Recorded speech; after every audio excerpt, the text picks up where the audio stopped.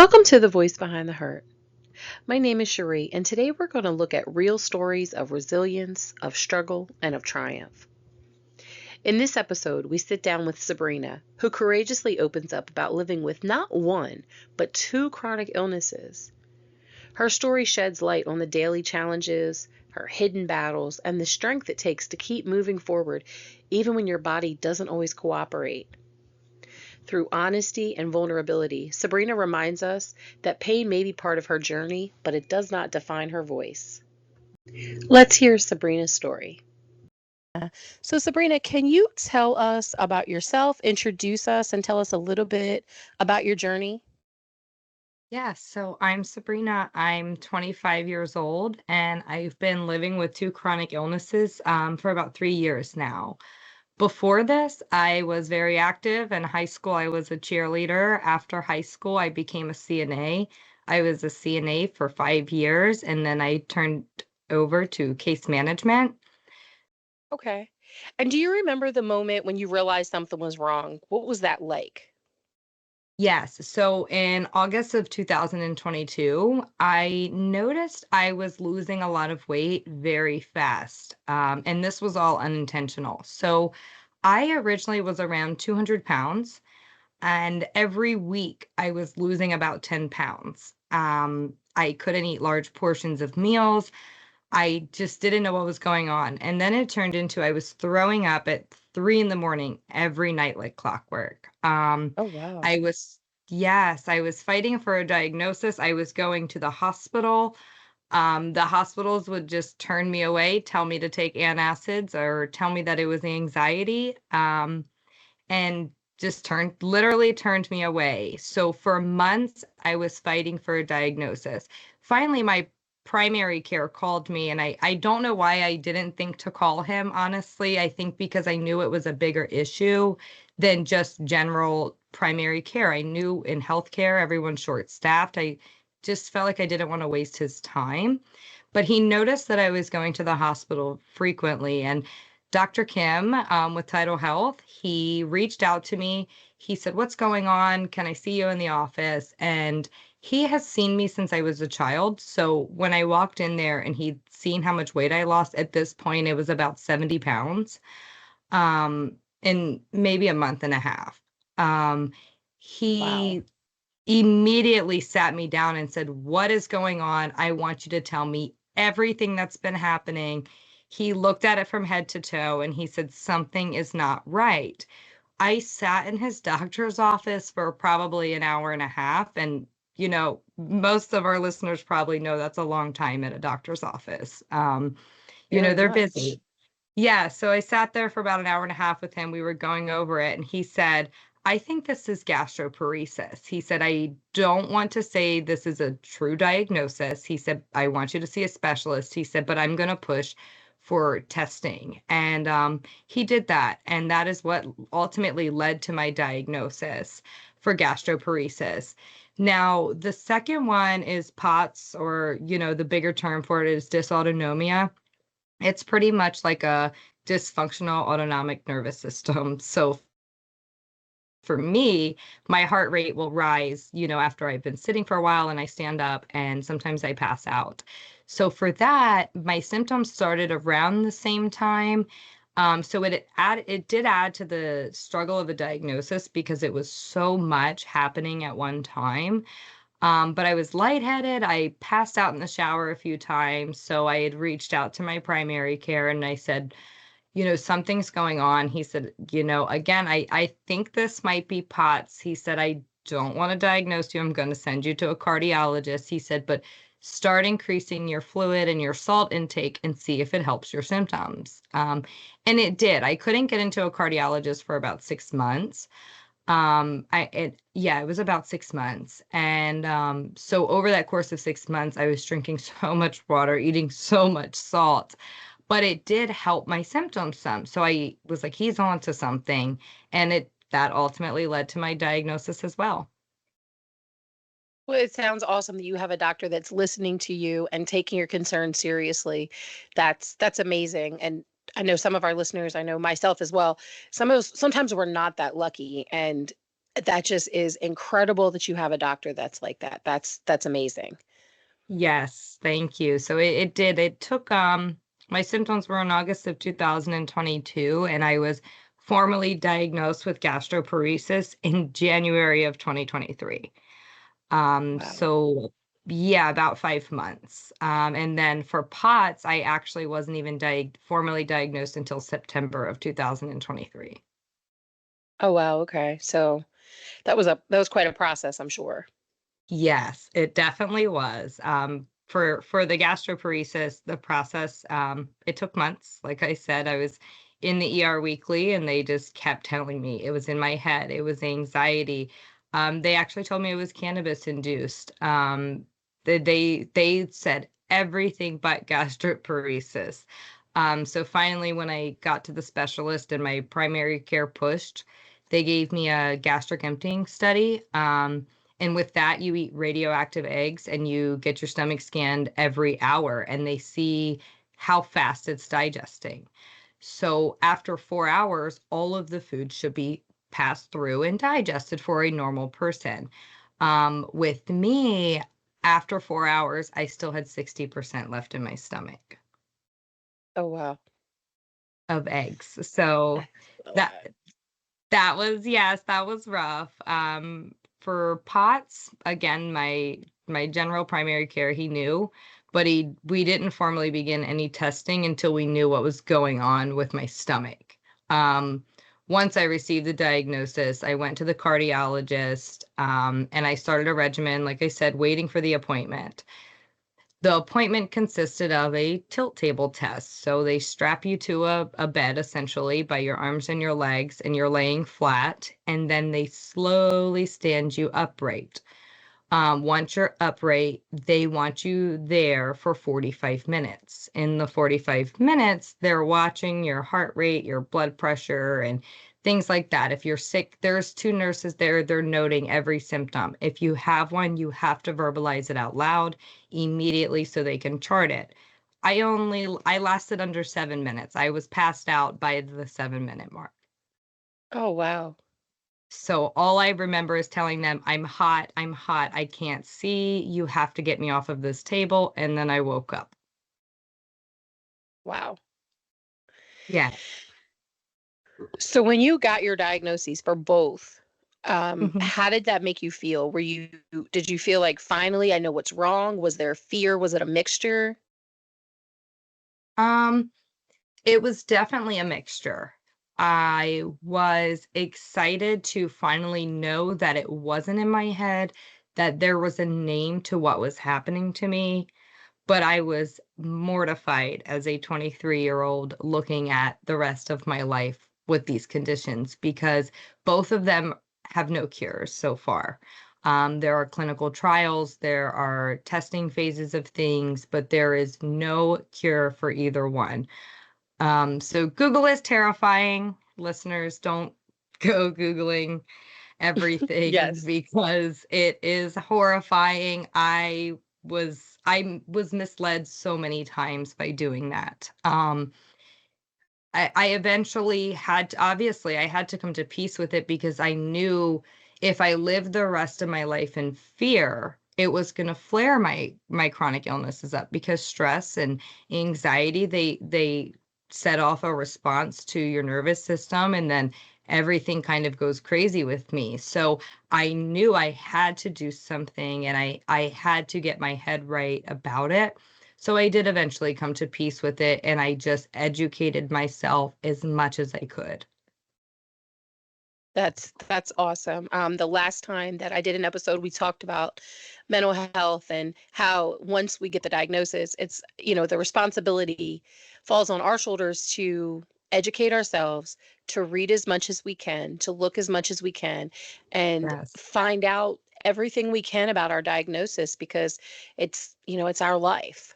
Yes, absolutely. A doctor can stand in front of you and tell you, "Oh, it's not a big deal, you'll grow out of it," or, "Oh, it's not a big deal, everyone has this." But if you are not formally educated yourself, you're gonna constantly wonder. For sure, for sure.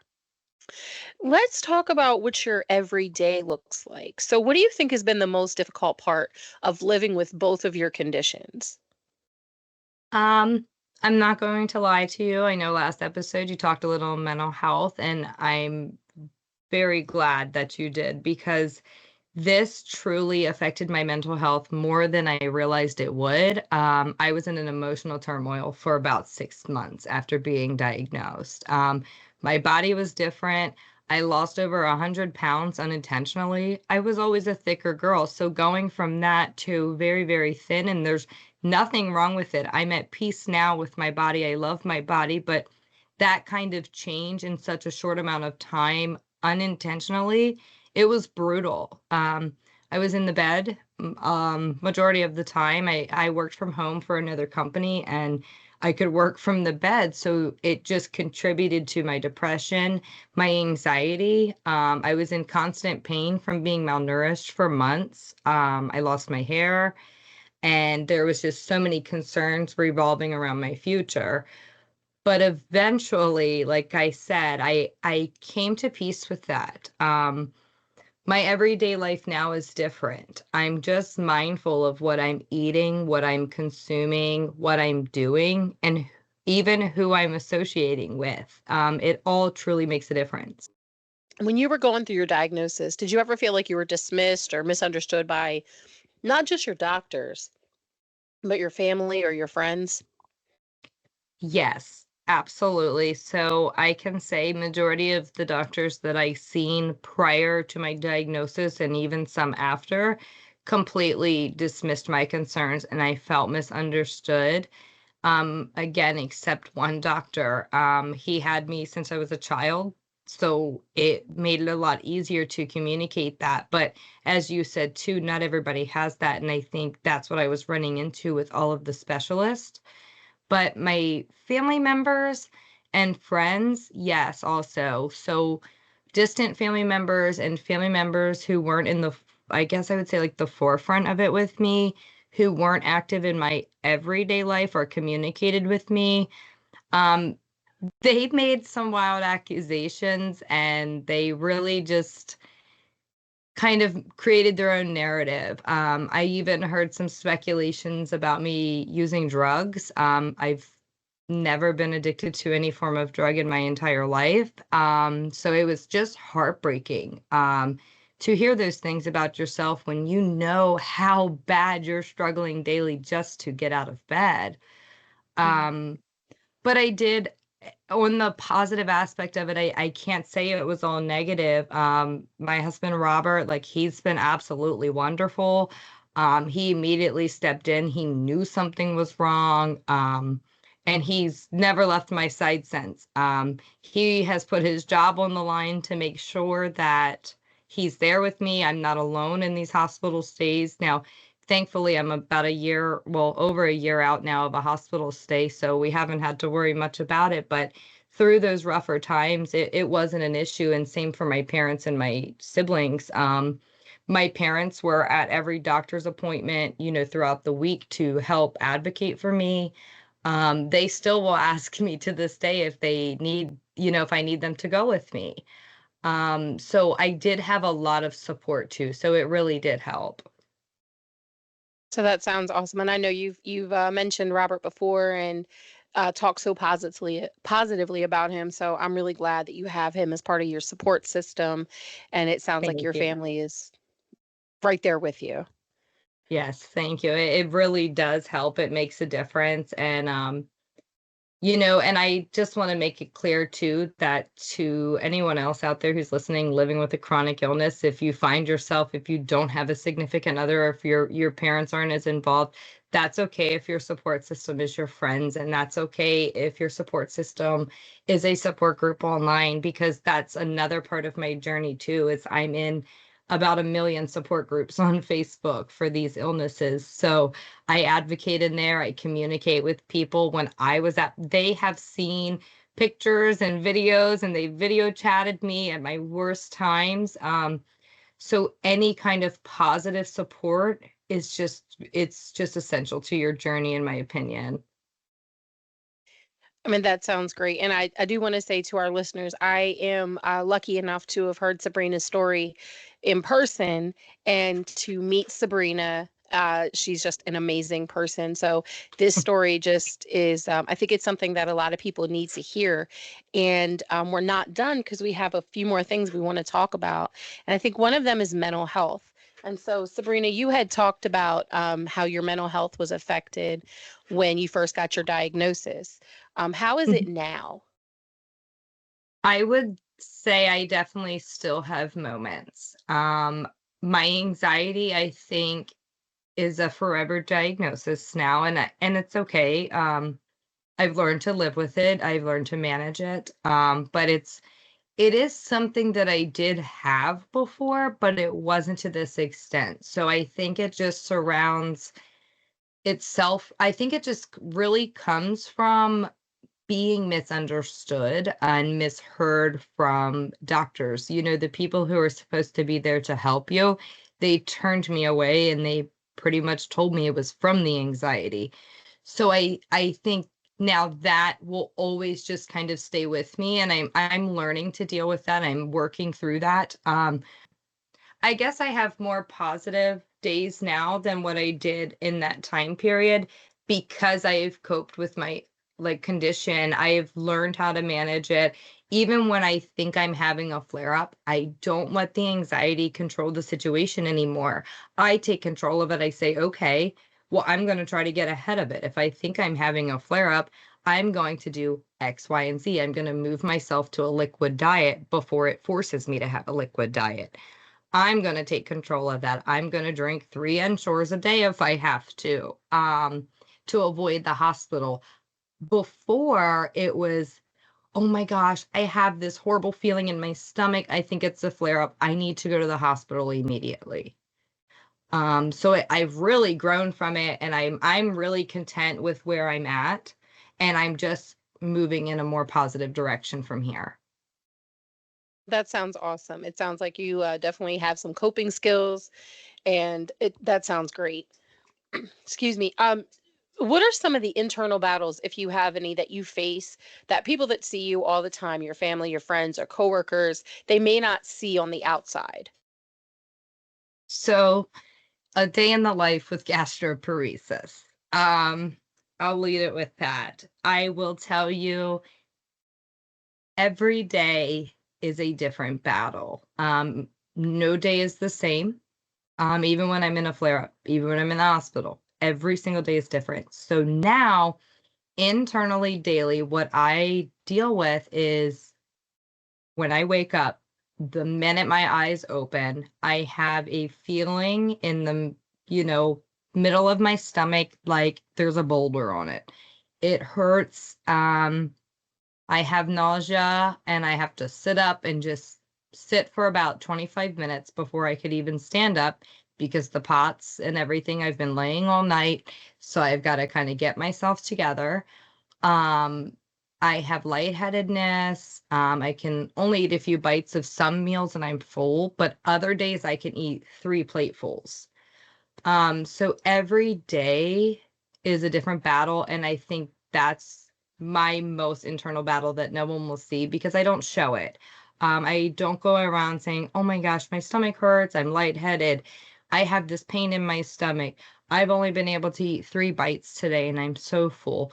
I don't say that out loud. I just kind of keep it in myself and I keep a mental note and I work at it. Yeah, that sounds like a lot. So let me ask you. So a lot of this sounds like it can be really trying. It can be probably devastating at times. It can be just wears on you. What keeps you Mhm. going during your hardest days? Um, Honestly, my family, my friends, Robert, even my coworkers, just knowing what I do for a living is important. And who I talk to daily, I'm important to them. I know that I'm so much more than this illness, and I refuse to let my illness define me. I know that sounds so cliche, but I don't want my illness to define me. I am my own person, and this is just an added extra treasure with me. You're absolutely right about that. Um, you are absolutely right. Anybody that has a diagnosis, we are all more than that. And I mean, you said it exactly right. And people do think, I mean, I even say it sometimes, and I do think it does sound cliche, but it's true. I mean, I think that's why, I think it's why you and I connected because, just having conversations with you, it's like, wow, she's got, like I really like your mindset. Um, Yes. and it's just that was amazing. So, Thank you. That's how I despite feel about you, everything, Cherie. You're so amazing too. I want to give you a shout out, and the listeners. I want you guys to know that Cherie truly is an amazing person. So this is like such a wonderful opportunity. well, thank you. Um, Absolutely. I appreciate that. All right, so let's talk about your healing. All right, despite everything, and we've got POTS, we've got gastroparesis, and your anxiety, and I'm a fellow anxiety warrior myself. Um, Despite everything, have there been any unexpected blessings or lessons that you've learned from this journey? Absolutely. My eyes have been opened to who is truly there when you need them the most. That goes for friends, that goes for family, Robert, coworkers, your job. The biggest blessing was probably I have 2. It definitely is my relationship with my family and Robert definitely was so much better afterwards. Like, I feel like it was so much more appreciated by me, not only me, but them as well. I think they seen the toll that it took on me. They appreciated the fight that I gave at it, and they appreciated the time and the energy I still put into being present with them despite what I was going through. It really just blossomed such a close relationship between like my family and Robert and I. And then also another blessing was I really did come into such a great work environment where I am now. And I don't think that I would have left my previous environment had this not have happened to me. I gotcha. Okay. Now, have you found community or support in unexpected places? Yes, absolutely. Like I said earlier, Facebook actually, I was at a loss because when I went to the doctor after being diagnosed, I was the youngest one there, and they had said, "You have gastroparesis?" I said, "Yes." They said, "We don't see many of those cases at all." They asked me if I was a diabetic. I wasn't. They asked me if I had done any kind of like food restriction diets and I hadn't. I was just living my life. So to be in there and to know that this illness is not something that's even really studied, there's not much information on it. Now, thankfully, they are looking into it more. There's clinical trials at University of Maryland, John Hopkins, Temple University. They're everywhere. But I was at a loss. No one in my family had ever experienced it. None of my friends have had ever experienced it. No one at my job had ever experienced it. It was just me.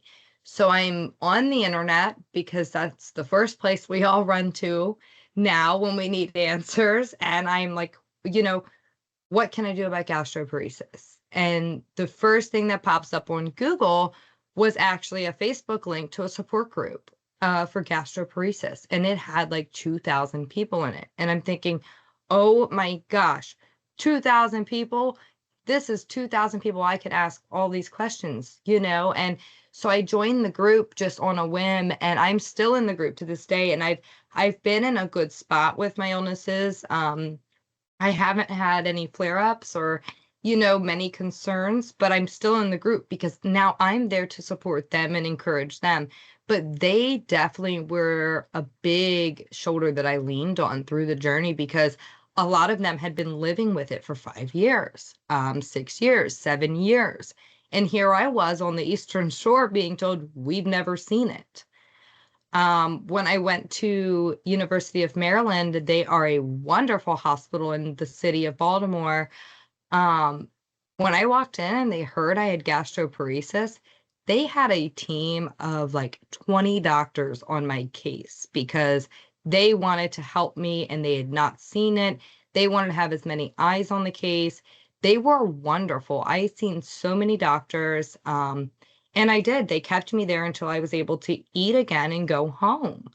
Um, so the support group, again, it led me there. I didn't know that the universities were better, or I won't say better, but better for some kind of cases that aren't as well known because they're going to be all over it.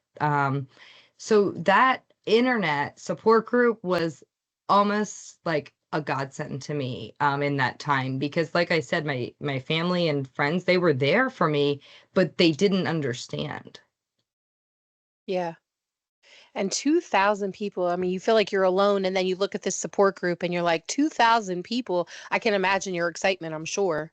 Yes, and it was like and I felt guilty, for being excited. I'm like, "Yes, all these people are sick with me," but it was like they understand, and I wish I could take it away from all of them, but it was someone who understood, and it was a lot of someones. It was 2,000 of them. Yeah. So it was just a lot because, especially going through the flare-ups with gastroparesis, they're very lonely because with me, I know me personally, I can't eat or drink. Like my body will physically reject food out of my mouth. Like I will spit it out. It will not let me swallow, and it's my whole throat and everything. So I'm in the hospital. I can't eat, I can't drink, but all of your friends and family around you can eat and they can drink. And I was going through this in the holidays. It was August, and I was going through Thanksgiving, Christmas, and I finally got diagnosed right after New Year's. Oh, wow. So everyone around you is eating, and I'm on a liquid diet. I'm drinking chicken broth.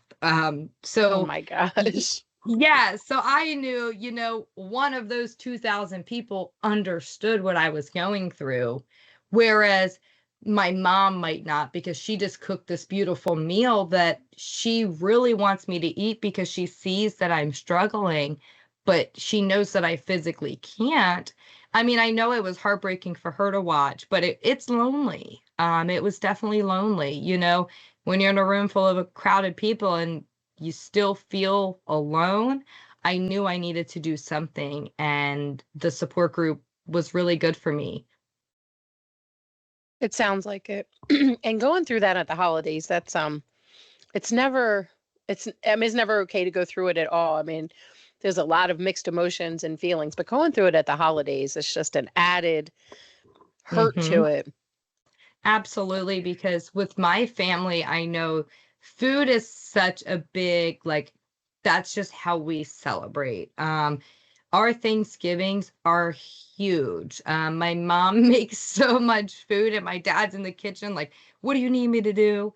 I'm making sides for my house, and I'm bringing them over, and people are bringing dishes. And Christmas, same thing. My mom makes chip beef every Christmas morning, and that's my favorite. And I did actually force myself to eat that and I regretted it. I don't recommend doing that, but I did do that because I couldn't resist it. But even that, like watching her heartbreak, watching me go through it, oh my goodness, it was it was devastating, like watching everyone around me feel so bad because they can't help me, but it just made me push to fight harder. Like, okay, I can do something. I know there's no cure for gastroparesis, but if I can just make it a little bit better, then I'm doing something.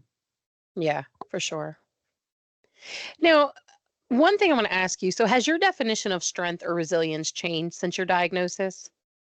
Absolutely. I didn't know this level of strength. Like I said, I was laying in a hospital bed in the University of Maryland on Easter of last year, and I hadn't eaten for 6 days, and they had IV nutrition in my arm and IV fluids in the other arm, and Robert's curled up in a chair that is not for sleeping, but he slept in it because he didn't want to leave me alone. I didn't know that kind of strength. Because again, my family's big. We celebrate I have not missed a holiday with my family ever, not even my birthday. I missed one birthday and I literally flew home from Florida the next day because it was Father's Day and I was not missing it. So to be 2 hours away from my family in a hospital bed, not being able to celebrate, not being able to eat, with the love of your life, you're watching him struggle and in pain, and he's calling out of work, and you're wondering about the bills, and because the bills keep coming, it doesn't matter how sick you are. Yeah. The light bill's still coming, and the mortgage still needs to be paid. So it was a different level of strength that I didn't know I had. I really persevered through that, and I have I thank Robert and my family a lot for that because they helped me with that. I didn't know their level of strength until they had to deal with me, honestly. Um, I was at my mom's house every day almost because Robert would go to work and I was so sick. He would take me to my parents' house. I would work from home there because it was just easier. I was scared. I wasn't alone. It's a different level of strength coming from that. It sounds like it for sure. Now, what's one thing you would want to tell someone who has just recently gotten a diagnosis of either POTS or of gastroparesis or any chronic illness? The first thing I would absolutely say is you were right. It wasn't in your head. Because I probably a lot of them have been gaslit into thinking that it wasn't a diagnosis that they had. And then I would offer any support. I don't care where they are in the world. I don't care if it's, through social media or if it's in person. I am here. It's going to be okay. Again, it's not in your head. And I would tell anyone that the right team of doctors is out there for you. I know it's hard to find them, but if I can help, I'm willing to help. That's awesome.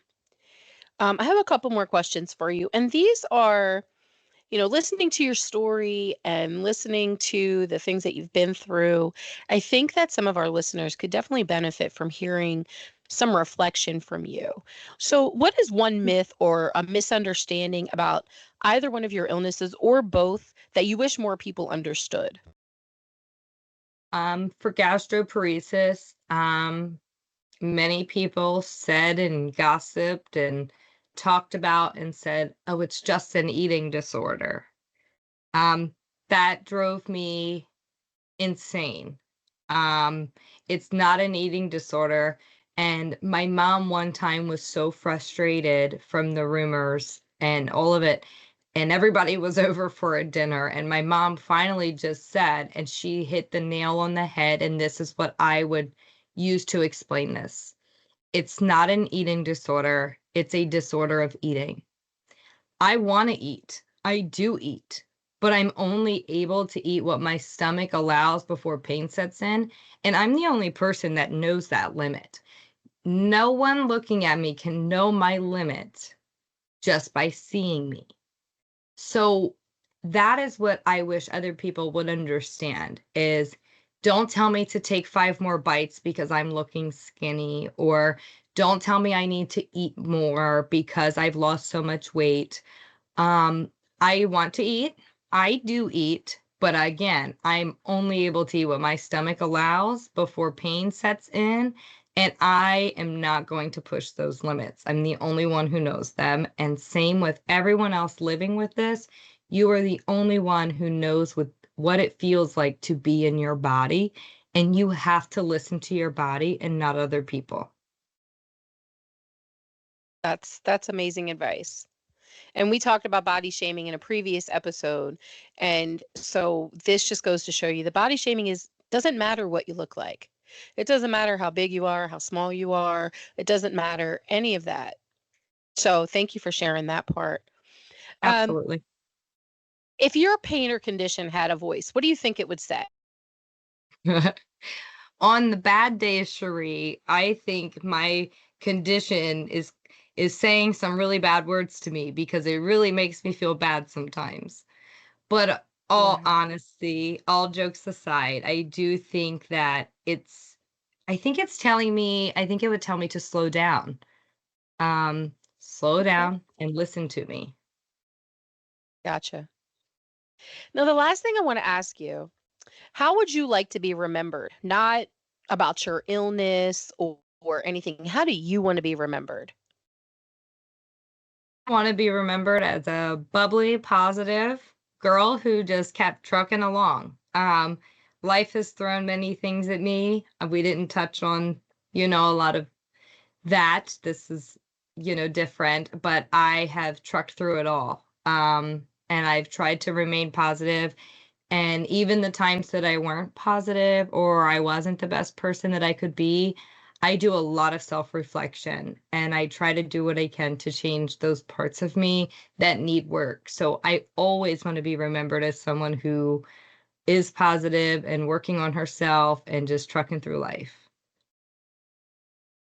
That sounds awesome. And I would definitely like to, I know you talked about, there's some other things. I'd definitely like you to come back if you want and talk about some of those things as well. Absolutely. I want to take a moment to thank Sabrina for joining us today and for sharing not just her story, but her strength, her honesty, and her resilience.